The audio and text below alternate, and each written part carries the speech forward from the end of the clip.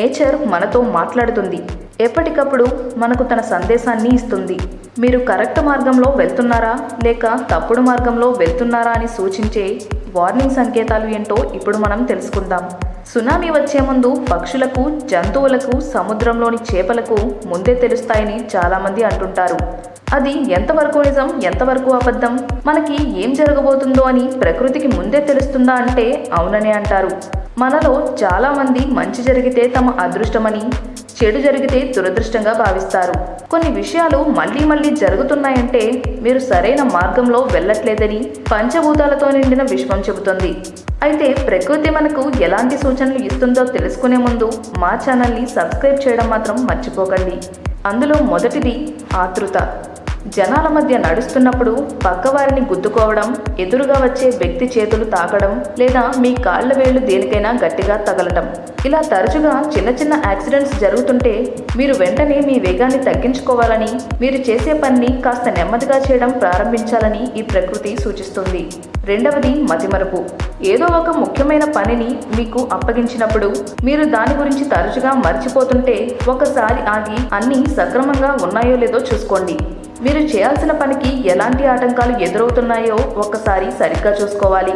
ఎక్కువగా మర్చిపోతున్నారంటే మీ జీవితం గురించి ఆలోచించమని ప్రకృతి మీతో చెబుతున్నట్లు అర్థం. మూడవది చేజారిపోవడం.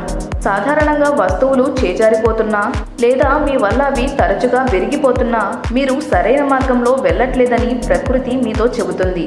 అన్నింటినీ కంట్రోల్ చేద్దామనుకుంటే మీరు తప్పు చేస్తున్నట్లే. ఈ విశ్వంలో జరుగుతున్న మార్పులతో పాటు మీరు కూడా చేంజ్ అవుతూనే ఉండాలి. నాలుగవది సమయపాలన. అల్లారం వినిపించట్లేదని, ట్రాఫిక్ ఎక్కువగా ఉందని లేదా ఇంకేదైనా కారణాల వల్ల మీరు తరచుగా ఆలస్యం చేస్తుంటే మీ జీవితాన్ని చాలా దగ్గరగా పరీక్షించాలి. సమయంతో పోటీ పడేవారు సరైన మార్గంలో వెళ్ళట్లేదని ప్రకృతి సూచిస్తుంది. ఐదవది పరిశుభ్రత. మీరు ఎంత పరిశుభ్రంగా ఉందామని ప్రయత్నించినా లేదా మీ పరిసరాలు ఎంత శుభ్రంగా మార్చుకున్నా తరచుగా ఏదో ఒకటి చిందరవందరగా అనిపిస్తే ఒక్కసారి మిమ్మల్ని మీరు సరిచూసుకునే అవసరం ఉందని ప్రకృతి సూచిస్తుంది. ఆరవది తరచూ జబ్బు పడటం. మాటి మాటికి దగ్గు, జలుబు లాంటివి విసిగిస్తున్నా లేక తరచుగా జ్వరం వస్తున్నా ఏదైనా పెద్ద సమస్య మిమ్మల్ని వెంటాడుతోందని ప్రకృతి హెచ్చరిస్తుంది. వెంటనే వైద్యుణ్ణి సంప్రదించండి. ఒకవేళ ఎలాంటి ప్రమాదం లేదని తెలిసినా మీ గురించి కొంత సమయాన్ని కేటాయించి ఎక్కడ తప్పు జరుగుతుందో ఆలోచించండి. ఈ వీడియో కనుక మీకు నచ్చినట్లయితే లైక్ చేయండి, షేర్ చేయండి. మరిన్ని లేటెస్ట్ అప్డేట్స్ కోసం మా ఛానల్ని సబ్స్క్రైబ్ చేయండి.